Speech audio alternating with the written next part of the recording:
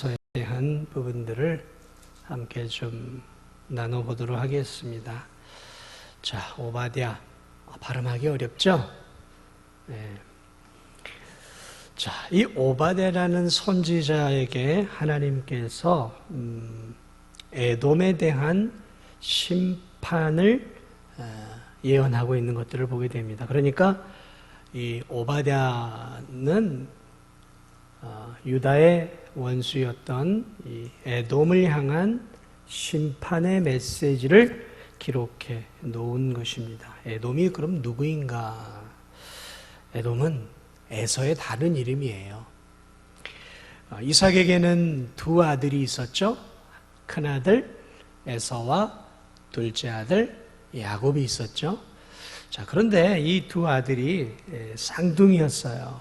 그래가지고 창세기를 보면 어머니 뱃속에서부터 이 두 쌍둥이가 서로 발길질을 하면서 서로 이렇게 티격태격 싸우면서 이 산모 리브가를 대단히 힘들게 했어요. 자, 뱃속에서만 그런 것이 아니라 나올 때에도 먼저 나오려고 얼마나 애를 썼는지 몰라요. 그래서 누가 먼저 나오려고 했는지 아세요? 이삭이 아니라 야곱이 먼저 나오려고 하다가 에서가 끌어당겼는지 쏙 들어가고 에서가 먼저 나오고 간발의 차로 야곱이 나왔어요. 야곱이. 이렇게 뱃속에서부터 티격태격 싸우고 태어나는 엄마의 그 자궁 밖으로 나오는 곳에서부터 서로 먼저 나오려고 싸우죠. 그거 어때요? 어려서부터 어때요? 야곱은 자기가 동생이라는 게 너무너무 싫었어요. 자기가 장자가 되기를 원했어요. 그래서 어떻게 해요? 결국 팥죽 한 그릇으로 형을 속이고 또 누굴 속여요? 아버지를 속이고 어머니와 짜고 결국 뭘 받아요? 장자의 축복권을 결국은 받아 누리는 우리말로 하면은 상당히 교활한 모습의 야곱을 볼 수 있고 또 그 경쟁에서 뒤처진 에서의 모습을 우리가 볼 수 있죠. 자, 이 이삭에게서 나온 이 두 아들 뱃속에서부터 나와서 이 경쟁을 하던 이 두 아들은 앞으로 큰 민족의 대표자가 되죠. 그래서 이스라엘은 바로 누구예요? 야곱의 다른 이름이잖아요. 그래서 야곱의 다른 이름으로 해서 야곱을 통해 이스라엘이라는 나라가 태동이 되죠. 그래서 그의 아들, 12아들을 통해 12지파가 생기면서 이제 큰 민족으로 번성해 가고.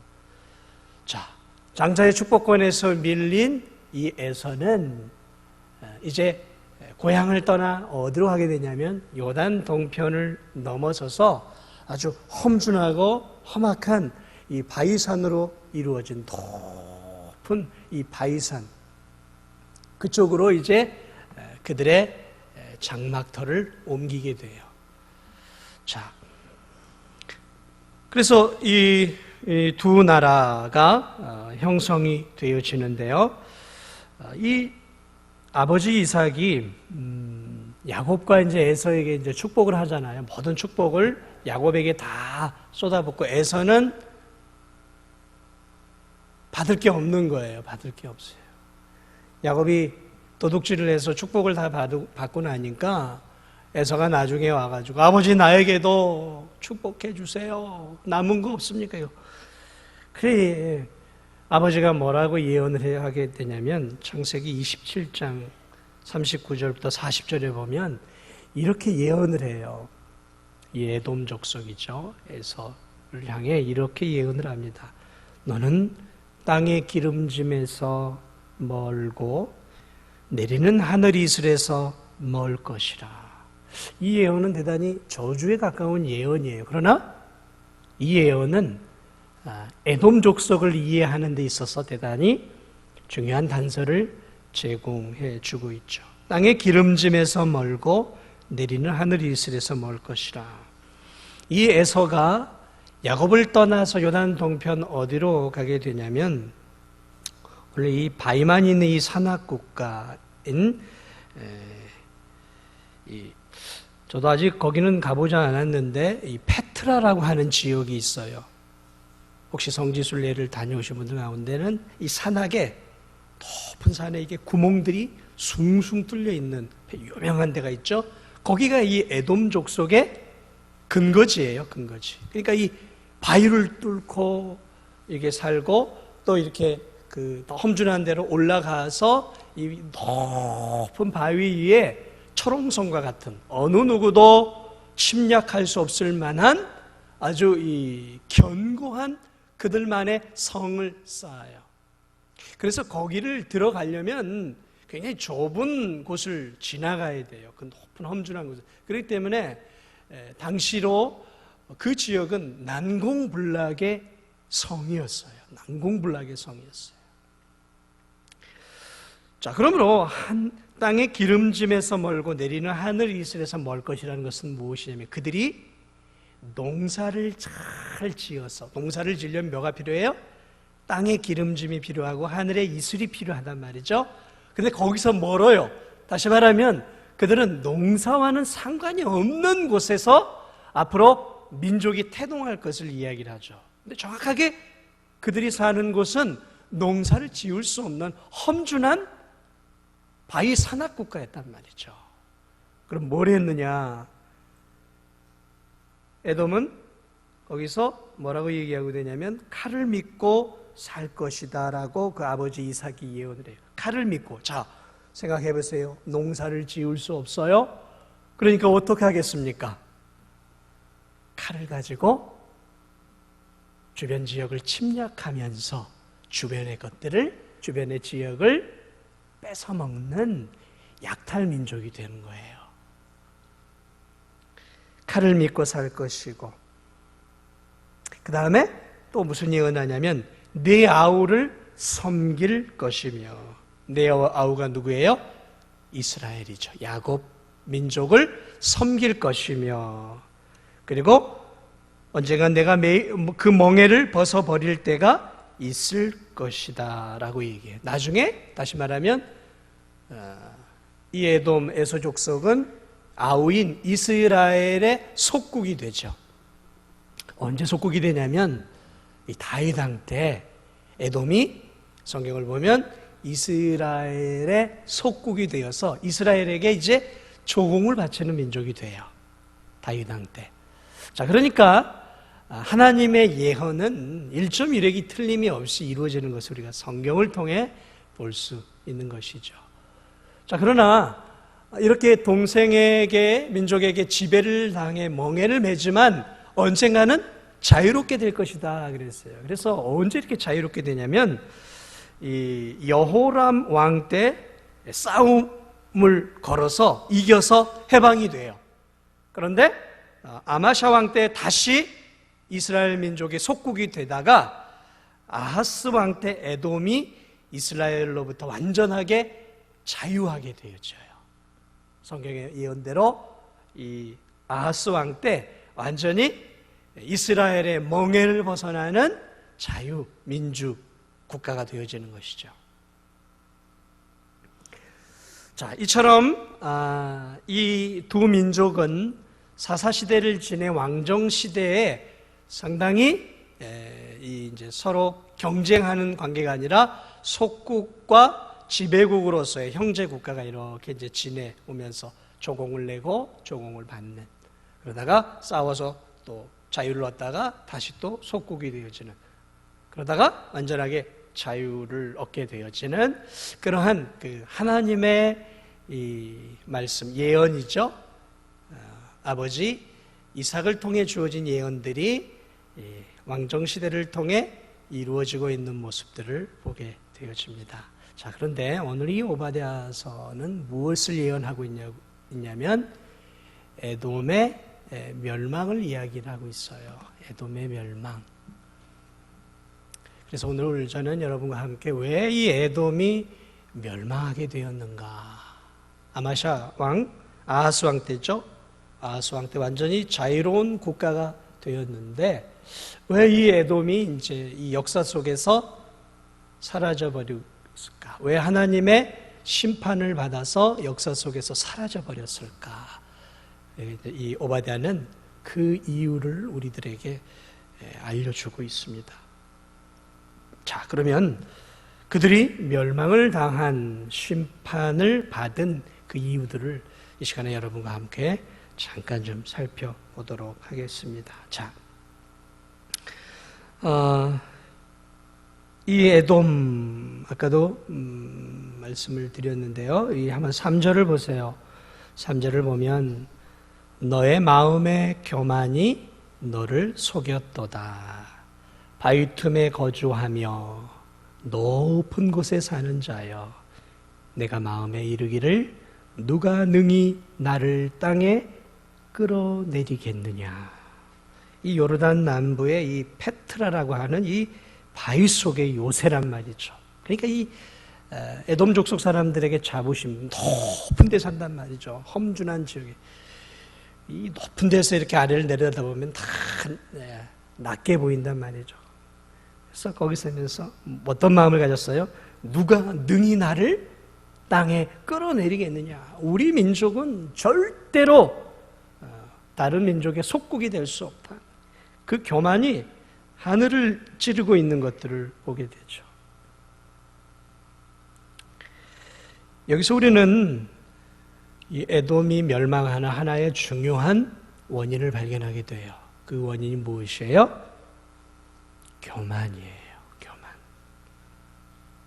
다시 말하면 하나님이 없어도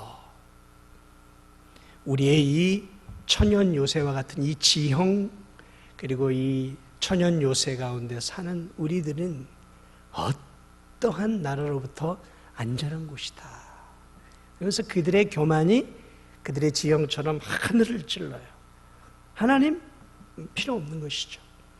자신들이 가지고 있는 그 환경적인 조건을 가지고 그들이 하나님을 대적하고 또 자신들이 하나님 없어도 자신들은 얼마든지 강한 나라가 될 수 있다는 그러한 교만이 하늘을 찌르고 있는 것들을 우리가 볼 수 있습니다. 4절을 보세요. 4절에 뭐라고 얘기하고 있습니까? 하나님이 이렇게 얘기해요. 네가 독수리처럼 높이 오르며 별 사이에 기대를지라도, 아니 그 페트라라고 하는 그 요새보다 더 높은 곳, 저 아무도 갈 수 없는 별 사이에 기대를지라도 내가 거기에서 너를 끌어내리리라. 자, 얼마나 교만했으면 하나님이 끌어내리겠다라고 말씀하고 있어요. 이 멸망의 하나의 원인이었던 것들을 보게 됩니다. 그들은 하나님을 믿지도 않았을 뿐만 아니라 대단히 자신들의 힘과 능력으로 부국, 강국을 만들 수 있다고 생각했고, 자신들의 지혜와 천연적인 그 요새를 통해서 자기들은 하나님이 없어도 얼마든지 잘 먹고 잘 살고 안전한 삶을 살 수 있다라고 생각하고 있었다라는 것이죠. 이것이 하나님께서 에돔을 심판하는 첫 번째 이유예요. 사랑하는 여러분, 에돔이 교만할 만도 했죠. 그 정말 웬만큼 공격해서는 함락이 안 되는 곳이었단 말이죠. 그러나 어떻게 되었습니까? 역사를 보면 결국 바벨론에 의해서 망하게 되어져요. 바벨론에 의해서. 저도 그 망하는 과정을 아직은 정확히 잘 모르는데, 제가 알고 있는 것에 의하면은 배신을 당해요. 다시 말하면 이렇게 나라들끼리 조약과 협력을 맺게 되는데, 쉽게 얘기하면 당하게 된 거죠.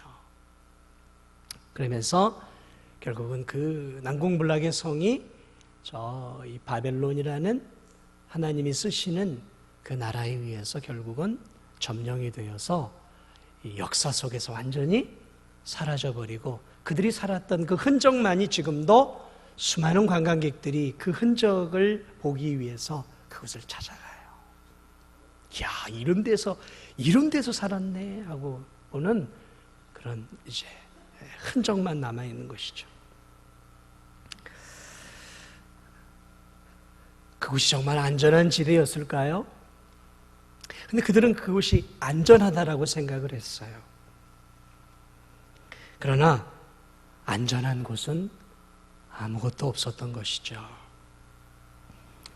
오늘날 많은 사람들이 자기를 안전하게 해주는 것들을 붙잡고 살아갑니다. 오늘날 내 삶을 가장 편안하고 안전하게 해주는 것들이 무엇이 있을까요? 뭐니 해도 돈이죠. 돈이 많아야 내 삶이 안전하지 않습니까? 네, 돈이 있어야 안전해요. 그래야 병원도 마음껏 다니고 돈이 있어야 노후에도 끄떡없이 내가 살 수 있다고 생각을 해요. 또 어떤 사람은 안전한 직장, 은퇴까지 흔들림 없는 그 직장, 그게 내 인생의 안전을 보장해 준다라고 생각을 하고 안전한 직장에 들어가기 위해서 애를 쓰고 들어가서도 그걸 붙잡고 인생을 살아가요.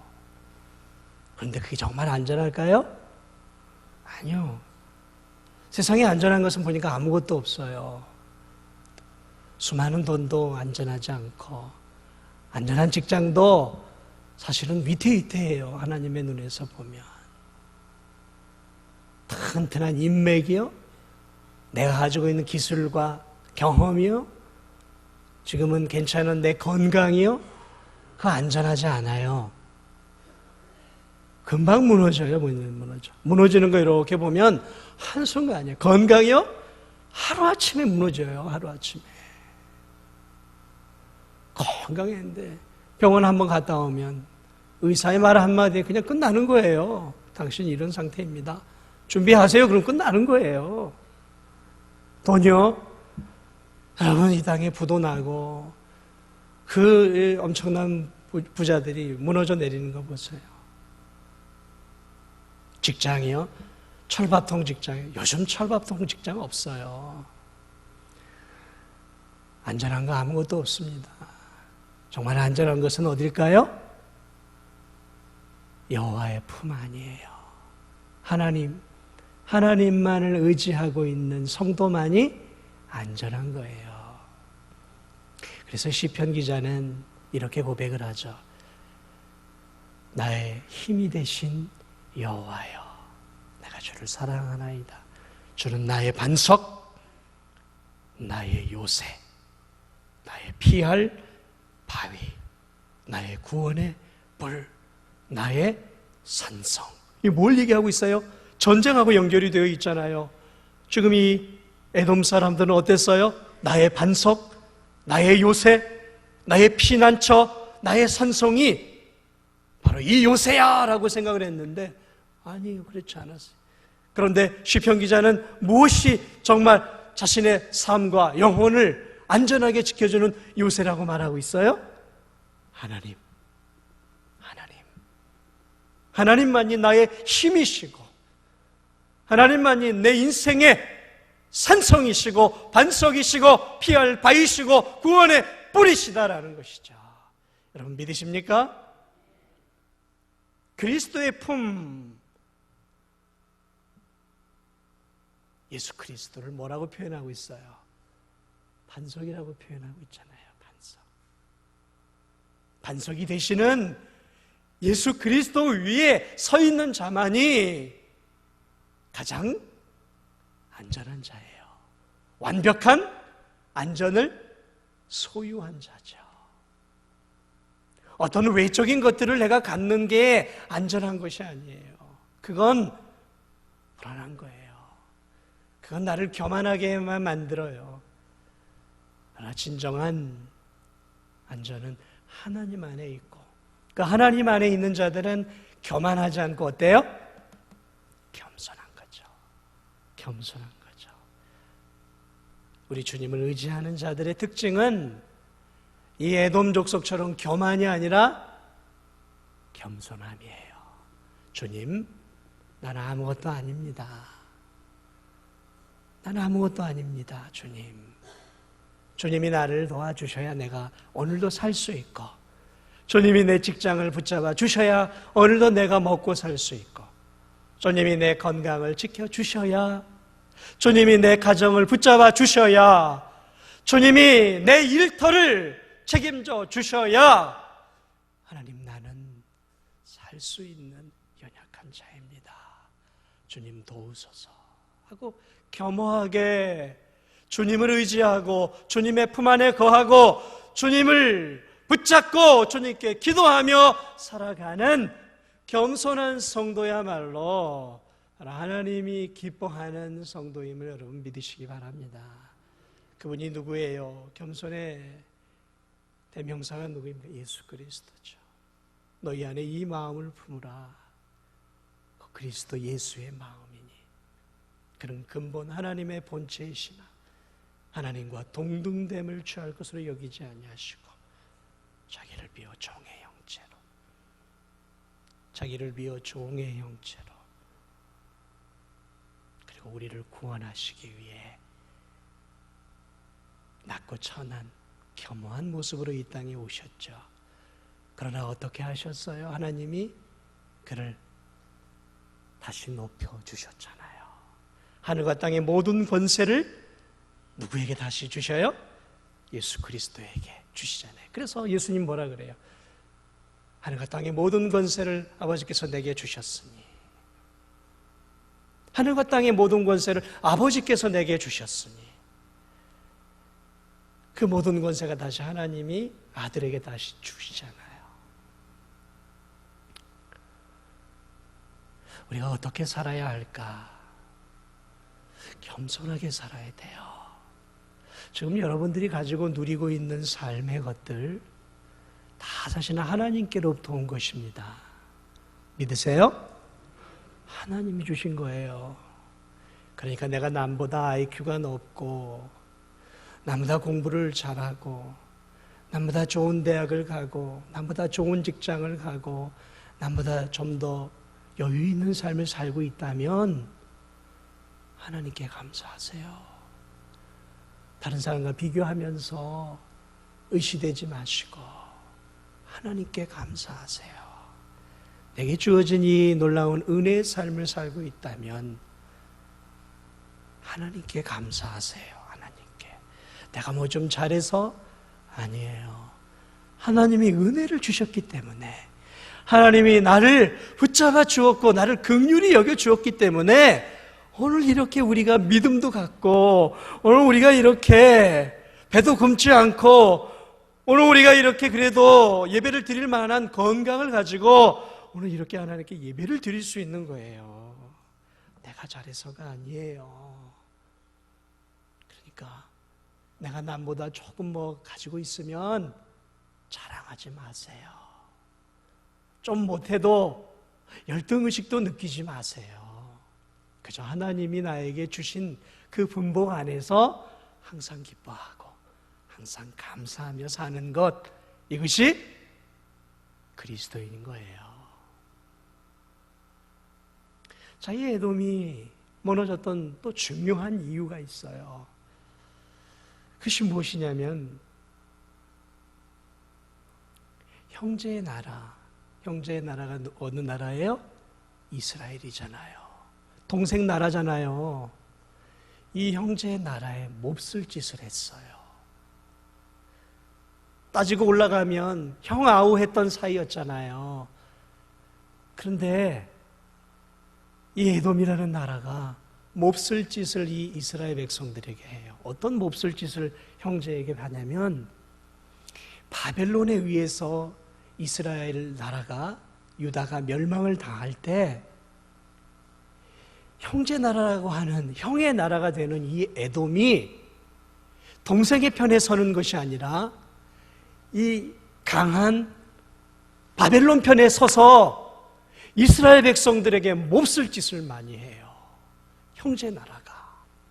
그래서 하나님이 그 벌로 이 나라를 완전히 역사 속에서 쓸어 없애버리셔요. 한번 잠깐 읽어볼까요? 도대체 어떤 몹쓸 짓을 했는지, 형이 동생의 나라에 어떤 몹쓸 짓을 했는지 우리 함께 12절 한번 보세요. 12절.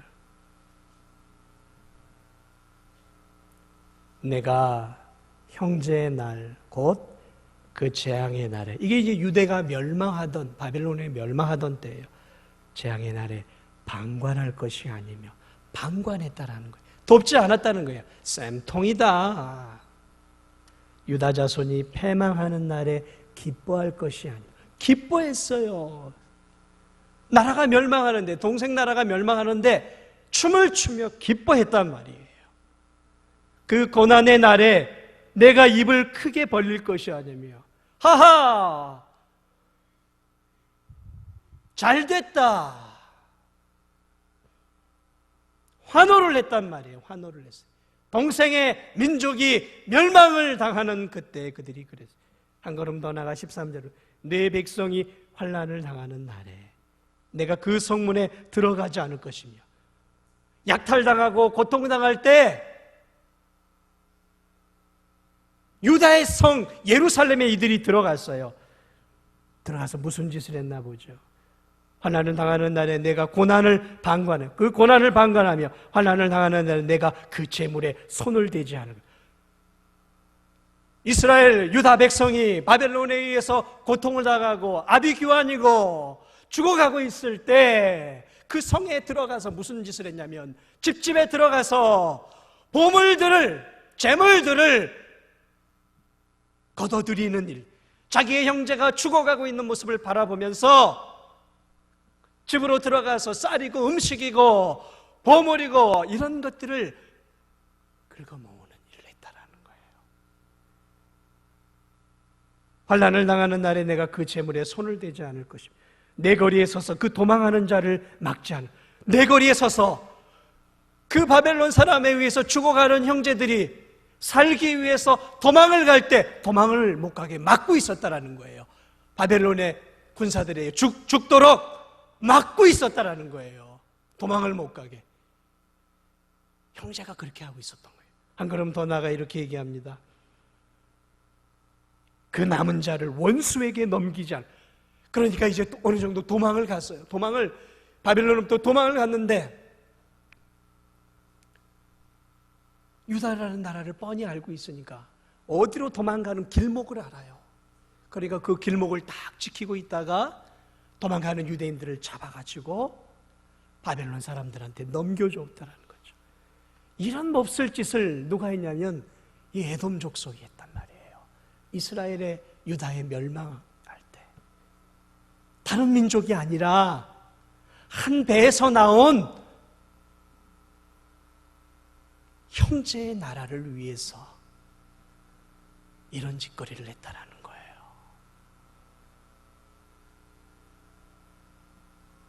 네가 그렇게 하지 말았어야 했는데 네가 해서는 안 될 일을 했구나. 돌이킬 수 없는 죄를 네가 저질렀구나.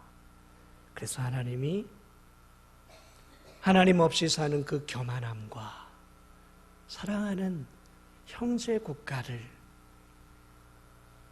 원수처럼 여기고 학살하고 재물을 약탈하고 원수의 손에 넘겨준 이 추악한 일들을 내가 용서할 수 없노라 하고 하나님이 에돔을 쓸어버리겠다고 이 오바댜를 통해 지금 예언을 하고 있어요. 그리고 불과 몇십 년이 지나지 않아, 유다가 멸망한 불과 몇십 년이 지나지 않아 에돔도 바로 도와줬던 그 바벨론에 의해서 속임을 당해 완전히 멸망해버려요. 역사 속에서 사라져버려요. 하하, 그 형제의 나라가 멸망하는 것을 보고 웃고 깔깔거리고 즐기고 약탈했던 그들이 결국은 멸망을 당해요. 그 흔적도 없어요. 여러분이 나중에, 저도 한번 언젠간 가보겠지만 성지순례를 가면 그 페트라라고 하는 그걸 바라볼 때 왜 이들이 여전히 살아있지 못하는가를 우리는 이 오바댜라는 이 사건을 통해 우리가 교훈을 받을 수 있다는 것이죠. 저는 오늘날 한국교회를 바라보면서, 이게 이제 오늘날 말하면 교회 아닙니까? 한국교회를 보면 한국 교회가 많이 싸워요. 나눠지고 싸우기도 하고. 그렇죠? 사람들이 모여 있으니까 못난 목사들, 못난 장로들, 못난 권사, 못난 집사, 못난 성도들이 모여 있는 곳이잖아요. 자, 그러다 보니까 다툴 수도 있고 때로는 분쟁도 생길 수 있습니다. 그러나 우리가 여기서 이 오바댜의 심판을 꼭 기억해야 돼요. 하나님은 형제끼리 싸우는 것을 좋아하지 않으세요. 하나님은 믿음의 성도들끼리 싸우는 것 좋아하지 않아요. 하나님은 하나된 교회들이 큰 교회니 작은 교회니 도와주니 안 도와주니 이러면서 교회들끼리 싸우는 거 좋아하지 않으세요. 오늘날 이 세상은 그러한 전략들에 의해서 작은 교회들로 하여금 큰 교회를 막 공격하도록 만들어요. 이 큰 대형 교회들을 막 잘못을 허물을 끄집어내고 아예 이 지금 세상은 교회를 어떻게 평가해요? 적폐 세력이라고 봐요. 왜 교회가 적폐 세력일까요? 왜냐하면 교회는 진리를 지키기 때문에 그래요. 하나님의 말씀을 사수하려고 하니까 하나님의 말씀대로 살기를 원하지 않는 이 부도덕하고 비도덕적인 이 세상은 하나님의 진리를 사수하는 이 교회가 무너져야 되는 거예요. 그래야 자기들이 원하는 세상, 자기들이 원하는 부도덕하고 욕망대로 살아도 괜찮은 세상을 만들 수 있는데 그 최대의 걸림돌이 뭐냐면 교회예요. 교회가 하나님의 성경을 가지고 하나님의 말씀은 이렇게 살아 동성이 안 된다고 했습니다. 하나님의 말씀은 부정 안 된다고 했습니다. 하나님의 말씀은 가정을 귀하게 여기라고 했습니다. 하나님의 말씀은 거짓말하지 말고 도적질하지 말고 살인하지 말고 간음하지 말고. 세상 사람들에게는 교회가 적폐세력이 없어져야 돼요. 그러다 보니까 교회를 없애기 위해서 얼마나 혈안이 되어 있는지 이제는 교회와 교회끼리 싸움을 붙이고 있어요. 작은 교회들로 하여금 큰 교회이기 때문에 작은 교회들이 이런 어려움이 돼요. 저 큰 교회들이 없어져야 된다 그러세요. 여러분, 큰 교회가 없어지면은 작은 교회들이 살아날까요? 큰 교회들이 없어져 버리면 더 좋은 세상이 올까요?